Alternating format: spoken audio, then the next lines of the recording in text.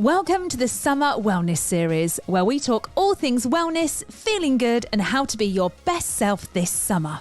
This series is sponsored by the gorgeous Ringwood Hall Hotel and Spa and their Summer Delight Spa Day package. It includes 4 hours spa access, a summer cocktail on arrival, and a 50-minute treatment. Head to their website, ringwoodhallhotel.com, for all the details. We've got 5 amazing episodes for you, and on each episode, we've got a different guest. We've got a fitness expert, a therapist, a confidence coach, a nutritionist, and a cold water expert. You are going to love these, so sit back, relax, and get ready to be your best self. So we are very excited by our guest today. It's Roxy, who is a therapist, and I feel like I'm dumbing it down a little bit there because you're not just a therapist. Why don't you explain what it is that you do? Hi. So I'm a mental health therapist. I've had a practice for 8 years. I'm a psychotherapist, a clinical hypnotherapist. I'm qualified in NLP, stress management, lots of things like that. First question, do you ever get stressed? Really? All the time. Do you? Probably more overwhelmed than stressed. Okay. And do you stop and go, right, Roxy, and you give yourself advice? And you think, what would I say to someone else? Frequently. Yeah. But you have to get to the point where you're ready to say stop first, because I'm very, like all of us, I'm very much in my own head, and you get consumed by it until you recognise I'm going under right now. Yeah. Now That's good to hear, though, isn't it, actually? Because you assume that therapists have got their life together. You assume that everything is done perfectly. They know what to do in a stressful situation. They're not going to get overwhelmed. They are it. It's the pinnacle. Is it not like that? Not even a little bit. No. But that's the skill, I think. Exactly. That's what makes a good therapist, is that recognition of we are all normal people. We're all going through similar stuff a lot of the time. Yeah. So this series is about kind of being your best self, and we're kind of putting it over summertime because I think it's a time where, it's nice and sunny, and winter fingers crossed. Hopefully the sun will come out. Yeah, and it's just kind of like summer's happy, winter sometimes can be a bit. So we a lot of our listeners are predominantly women around our age, and I think especially at our age, you have experienced some kind of stress. You're very lucky if you get to 40 and you haven't experienced anxiety, depression, stress, panic attacks. I mean, I can tick all 4 of those. Yeah. So let's talk about anxiety first, I think. Where does it come from? Is it genetic? Does it just happen? Is it from trauma? Can you explain what it is? No, because it can come from so many different places. I work with lots of women who are in perimenopause, who are experiencing anxiety for the first time. It shows that it's got a massive hormonal link. So I can be dead anxious in a certain week of a month, not even necessarily the week before my period, just a week. So it's got hormones at its base, trauma without a doubt, but that's not necessarily actual trauma, as in physical trauma. It can be imagined trauma. And by imagined, I don't mean you've made it up. It's stuff that's going on in your head can create anxiety in the first place. Genetics, no, as far as science goes at the minute, but learned behaviour definitely, and we muddle those up because what we see our parents do very often reflects in how we handle things, how we behave. Our parents instill lots of values on us that can trigger anxiety, because if we don't live up to a certain way of being, or if we don't behave in a certain way, that absolutely has a knock-on effect. Anxiety can come from so many places. It's not a predisposition. So again, as I say, people develop it in their later life. Some kids have it from a very young age. And it's not something you can just avoid. It can just happen. That's really interesting, actually, because a few things you just mentioned there. I didn't experience anxiety my whole life until mid-30s, and then it hit me. But also, I was going to ask you as well, can it have the opposite effect? So you were talking about parents and how that kind of affects you and triggers you with certain things. So my mum has had severe anxiety and depression all her life. So I remember that from when I was growing up. And is that maybe why I didn't get anxiety? Because I saw that in her and I went the opposite way? Potentially, how we cope can vary just hugely. It's such a impossible topic to talk about, in the sense that there's one way and one way only. So yeah, I am I am an absolute advocate of you can be completely different to your parents because of how they behave, or you can mirror them, and you don't really know what's going to happen. Yeah. So with anxiety comes depression, or with depression comes anxiety? Neither. So you can be unlucky enough to have them both. You can have one or the other. They can change at different points of your life. So I've had depression twice out of nowhere. So once was probably 14 years ago. My darling granddad had died, and I had a great corporate job. I just bought a house. I literally had the nicest life, and I just remember feeling empty and it getting emptier. And this lack of understanding. So I wasn't a therapist then. This lack of understanding of what the heck is wrong with me. I've got everything. People dream of having the life that I've got, and there's no describing it because it's different for people. There's no understanding of how this happened. And eventually that put me on the path to being a therapist, I think. I think that's what triggered it. That is often a thing, isn't it? You do hear people saying this, that actually they've got everything on paper, everything that should make them happy, but they still feel unhappy and they don't understand why. Yeah, because it's nothing to do with what you've got. Our life's not dictated at all by the stuff we have. We think it is, and we buy into that idea of material stuff can make us happy. It's absolutely nothing to do with that. But that depression for me was, I've never experienced it before. I'd never experienced it in that way again.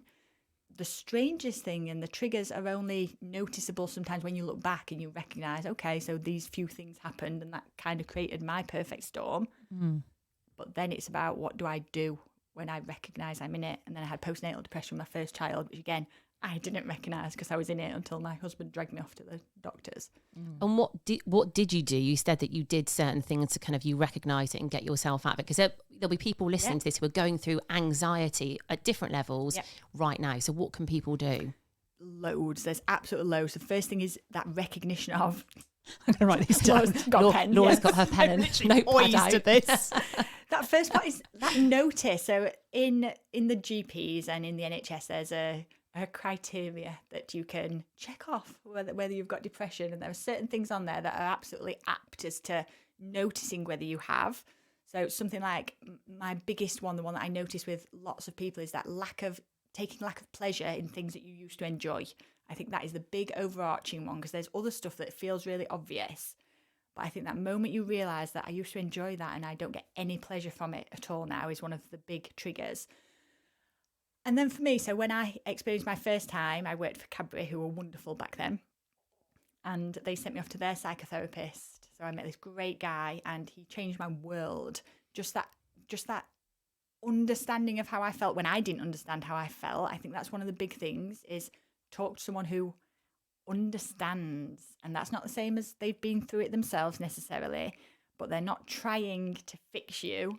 See, I feel like I'm going on a whole thing here, because my job as a therapist is not to try and fix you. It's to help you recognise what's not working and help you look at ways that you can change it. So I think that first one my first answer will always be talk to someone who doesn't try to fix you, who doesn't give you strategies and ideas necessarily straight away, but they actually take some time to figure out and listen. Because sometimes someone can sit in my chair and I know immediately what's wrong with them, but I also know all their family will have told them that, all their friends will have told them that, but that's not made a difference. Yeah. So it's that having the skill, having someone who can listen to you, who has the skill to help you see it yourself. Because it's so often someone will come to this realization, they'll be like, my friend's been telling me that for ages. I'm like, I know they have, but until you get yourself there, you can't change it. And it's having someone listen as well. Like, that's such a massive thing. Someone just not judging you, sitting there, letting you talk, listening, understanding. Like, that is massive. So underestimated. I can't describe how life-changing that is just by itself. I'll have people occasionally, not very often, but occasionally they'll come for one session just because they want to be able to unload. And even just the act of unloading, like, reframes everything in their own head, and they'll sort of go away like, oh, I feel much better now. And we know our own answers so much of the time, but we can't get to them. It's like we're blocking them off with all our excuses or perfectly valid reasons of why that won't work for us. So true. And then obviously we've got things like stress, getting stressed. Like, I'm always very jealous of very calm people that people that don't get stressed. Like my sister just doesn't really get stressed, and I'm always a bit like, you're not stressy. I'm a very calm person. It takes a lot to get me stressed. Like if I'm stressed, you know that I'm at the end of my tether. Yeah. Okay. Is stress sometimes good? Definitely. So there's two types of stress technically. So there's positive stress, which is called eustress, and then negative, which is distress in theory. And I always think of it in my head as, am I stretched or stressed? Because we want to be stretched, but sometimes we're too stretched. So the idea of we need a certain amount of stretchiness. I don't really know how to phrase that better. We need to be working towards something, to be actively moving forward. But stress often comes when the pressures that we've got feel too big for us to deal with. Yeah. That's usually that line that we cross. And when I say I'm overwhelmed, that's like probably where I know I'm on my line between being stretched and being stressed, is that I'm overwhelmed, I've got too much. It might not even be that I've got too much to do, it's just that it's muddled and it's not in the right order and I'm not clear on what I'm supposed to be doing first. Or I've overcommitted myself and so much of that might be right, I need to choose to cancel some things. But yeah, that stress, we all tip into it occasionally, but it usually comes from having more than we feel like we can deal with at that time. And that's that funny part, is because other people might be able to deal with that perfectly well. We can't, and that's okay. I guess it's learning to say no to things. And this is like a massive thing on social media, isn't it, at the moment? It's like, it's okay to say no. You don't have to say yes to everything. But it's so true, because you do kind of like, you'll book things in with people or think, oh, I haven't seen them for ages, I need to go and see them, or need to do this with my child, or whatever it is. And then suddenly you are completely overwhelmed. So actually, it's okay to say no. So one of my biggest things that I talk about all the time is this concept that I don't know if I've invented or if I've read it somewhere, is this idea of we hold ourselves to these standards that don't exist, and I call it masturbating. I like this. I like the sound of this. There we go. Yeah, I like the sound of this. So there is nothing. Hang on. How would you be spelling that? Masturbating, right? Got that down? It's all right, darling. I'm just masturbating. No, you're stopping masturbating. Oh, I'm stopping. I'm not masturbating. No more masturbating. And you can say to people, like when you see them, stop masturbating, please. And genuinely, people that I'm talking to in this, I don't know if I can say this.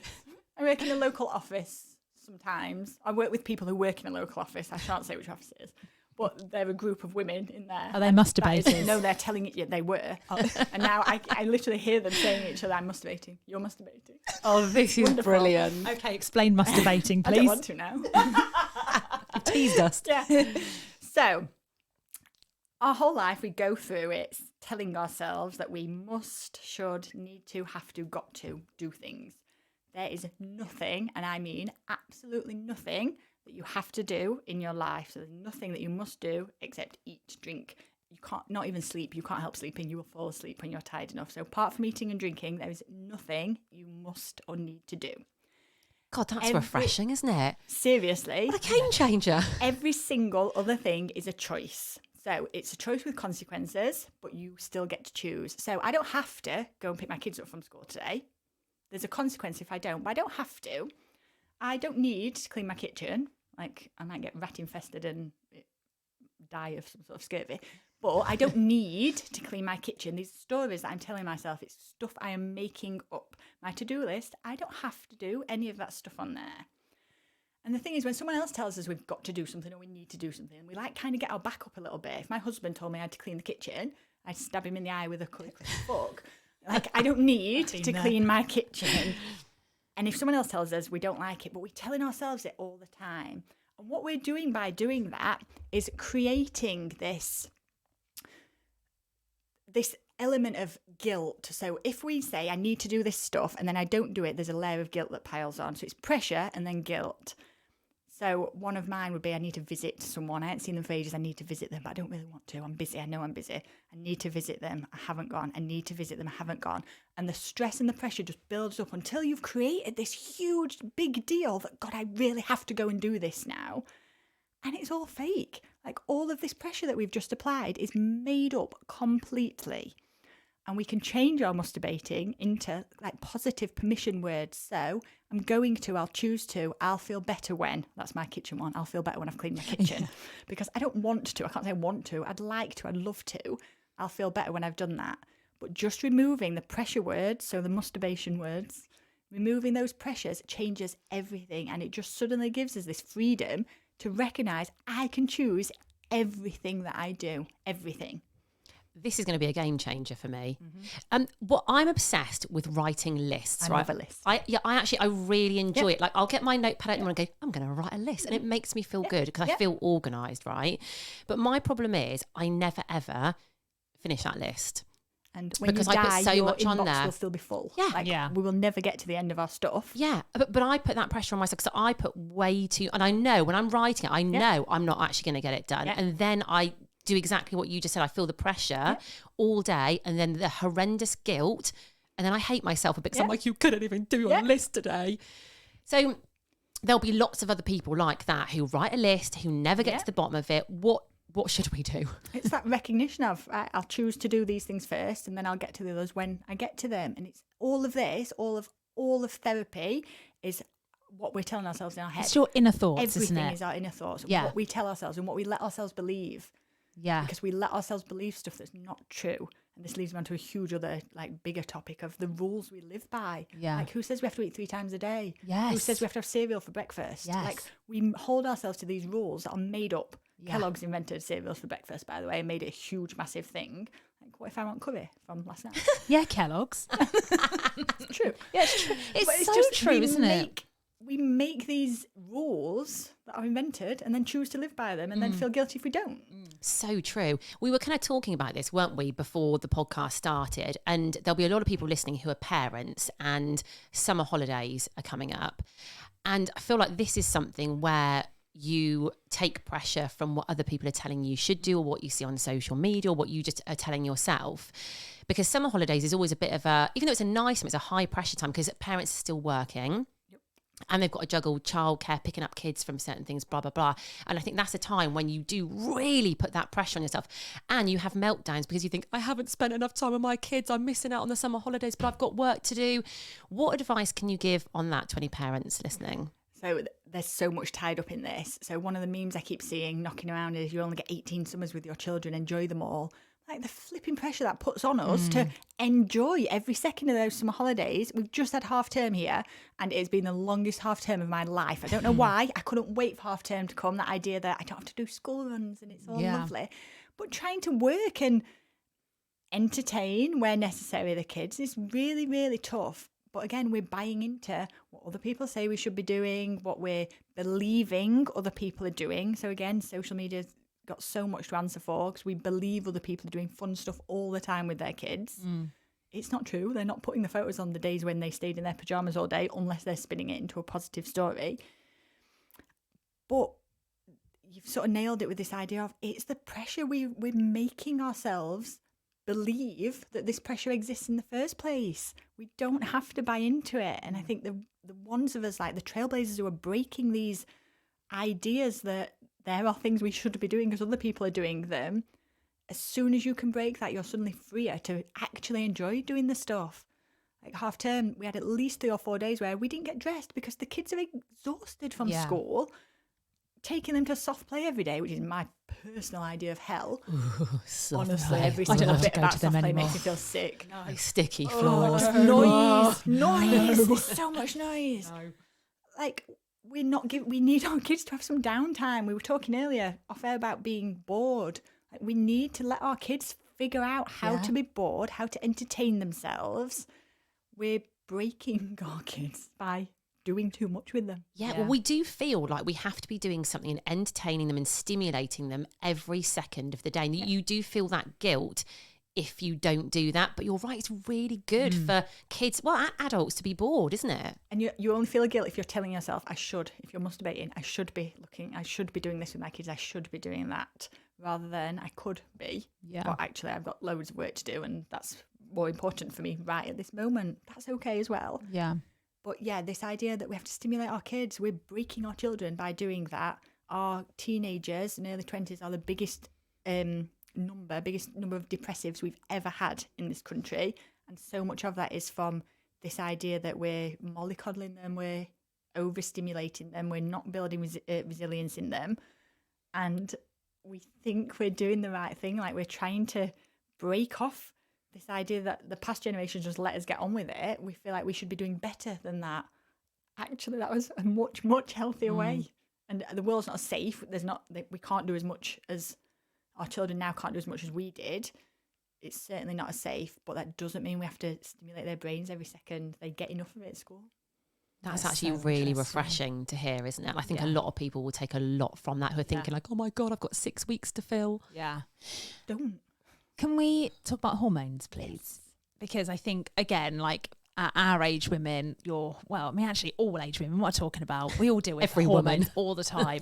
But I do think, especially after like having kids, your hormones change. And then perimenopause is a massive thing at the moment. So what the hell do we do with our hormones? We should do a whole podcast on menopause and hormones in general, to be fair. So from something we don't know, like we don't know so much about the menopause, as in most people don't know. I do a lot of sessions about menopause. From age 35, we kind of start. So from age 35-ish, we have what are called anovulatory cycles, where every few months we just don't release an egg. So our body behaves like it's having a period, but there's no egg there. And that's kind of the very start of perimenopause happening. And on those months, we're extra haywire because our hormones are doing things, but the egg's not there. So the other hormones that are released by the egg being released aren't there. So everything's going a bit crazy. So every few months, I have a total whack out of, I am insane this month. And I can watch myself being insane. Yeah. And I can tell my husband, I know I'm being insane, but I am being insane and there's nothing I can do about it right now. You just have to ride this one out. So it kind of starts from there.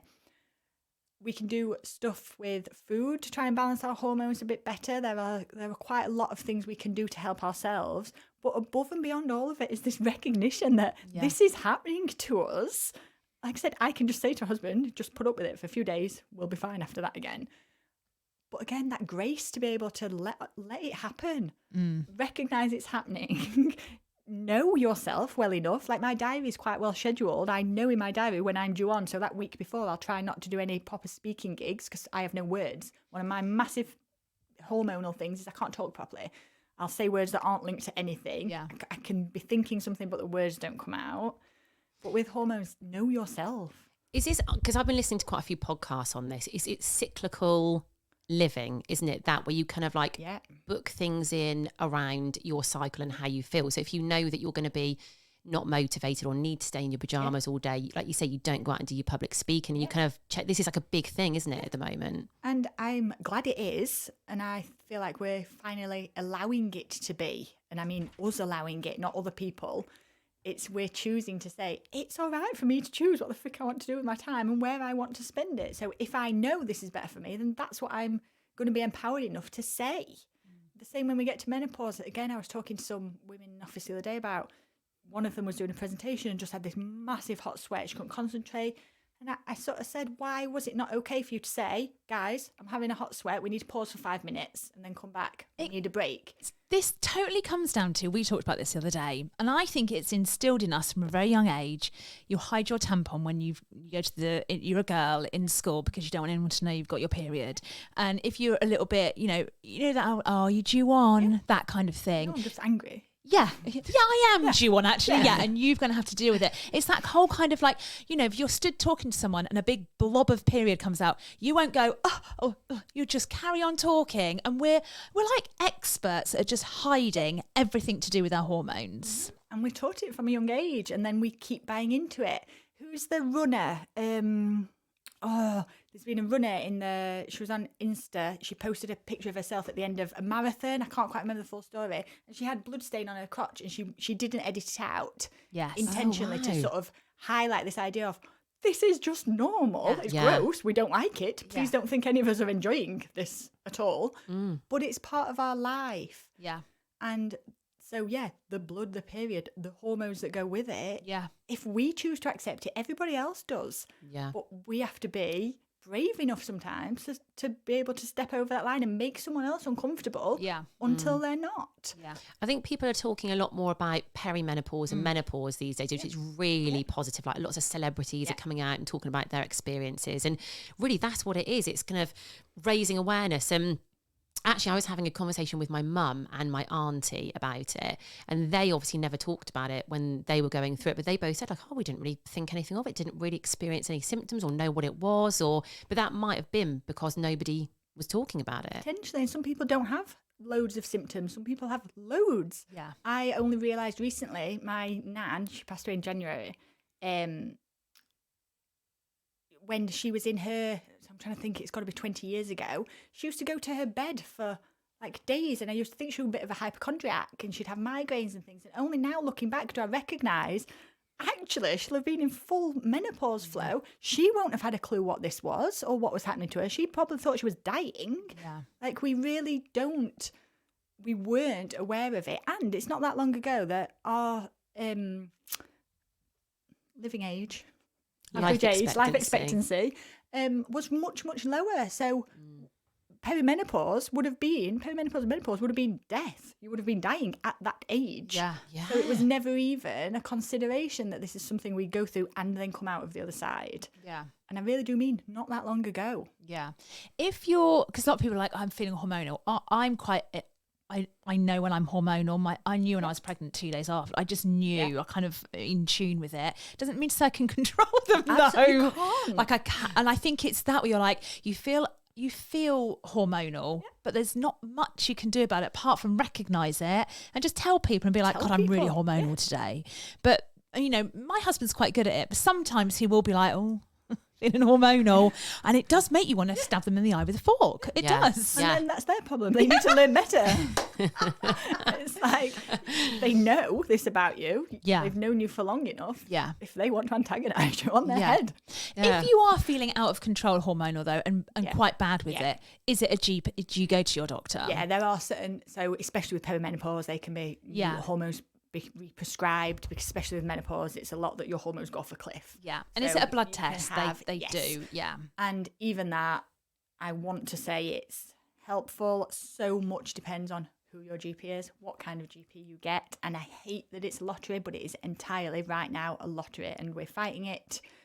But that's how it is right now. Lots of GPs won't even test you if you're under 40, for example. Like, that's not okay.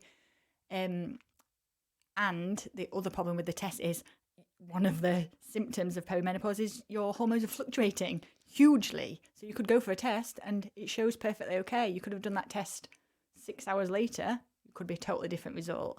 So again, a helpful way is to have a series of blood tests over a series of days to see what's going on there. Yeah. So there's no like real test that goes, yes, you are in not like a perimenopause. pregnancy test. Nothing at all. Isn't that was weird in a this day and shame. age? It's a shame. We on a stick and be like, perimenopause. Yeah, because then you know, don't you? You know what you're experiencing. Yeah. It's really weird that. When you're younger and you get your period and it's puberty, you know about it. They never tell you about perimenopause. I wish I'd have known this is what's going to happen. I mean, I'm sure some kids do that are smart, but you just don't know about it until you get to your late 30s, and then suddenly you're like, holy cow. Well, even what? then, like, I don't think my mum will have known about it as much as like, we are now. Yeah. I feel like it's much more that we're doing more research and we've got more advocates that are talking about it. Yeah. But even in periods, when we talk about what we were taught about periods at school, you're taught you bleed once a month.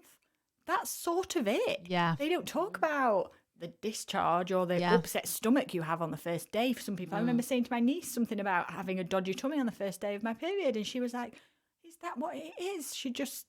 These things had never clicked together. Me not being able to speak properly, I never recognised that as a hormonal thing until I said it to my mum one day, and she was like, it's period. I get that. Yeah. And it's that thing is we're not taught more than the physics of what they think we need to know. Yeah. And there's so much more.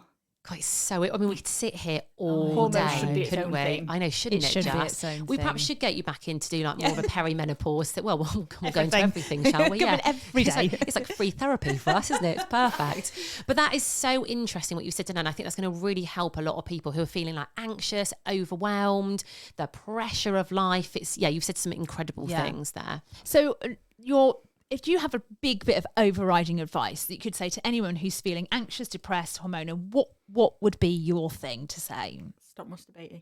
Straight away, you remove all of the pressure. Yeah. Straight away. then you take get to, away the pressure. Then you get to choose from that point on and recognise that you can choose all of this. So if you're feeling crappy, you can choose to feel crappy. Stay in your pyjamas all day. Choose it. You don't have to fight against it. Yeah. Because if as soon as you move that, I should do this, I should do that, I should do this, as soon as all that's gone, you are suddenly empowered to just make a different decision. Stop masturbating is the biggest life advice for everyone ever. Game Stop changer. masturbating. Yeah. Yeah. I'm Wow. not even going to write a list today, you guys. stop masturbating. List is out the window. You can, like, a list helps me in my brain, but it's that feeling that I have to finish the list. That's where you Yes. notice that there's my pressure. Writing the list is helpful for me, maybe, but finishing it, that's the thing that I'm beating myself up over. Yeah. Amazing. Just recognise I just write a new one every day, and whatever I don't do goes on the next one. Love it. Just lighten it up. We make Love it too that heavy. attitude. Yeah, we do, Yes, don't we? make everything really heavy. Yeah. Where can people find you if they're listening to this podcast and they want to find you? So I'm all over social. I'm everywhere. But if you Google Roxy Rhodes, I'm right there. If you go to roxyrhodes.co.uk, let's be very clear on this, .co.uk.com goes to porn. Oh, stop. I've been trying to buy this .com domain for years and cannot. This is brilliant. Uh-huh. Roxy Rhodes. .co.uk. Google it first. Well, it's genius, but I can't buy the freaking domain. It's driving me mad. Which is why I've then had to have roxyrhodestherapy.co.uk. I But don't do other think things. roxyrhodes.com will stop masturbating anytime soon. I don't think she will. Roxy, thank you so much. That was You're a so star. helpful. Thanks for having me. Thanks for listening to this episode. We hope you enjoyed it. Remember, there are 4 other episodes, so go and check them out.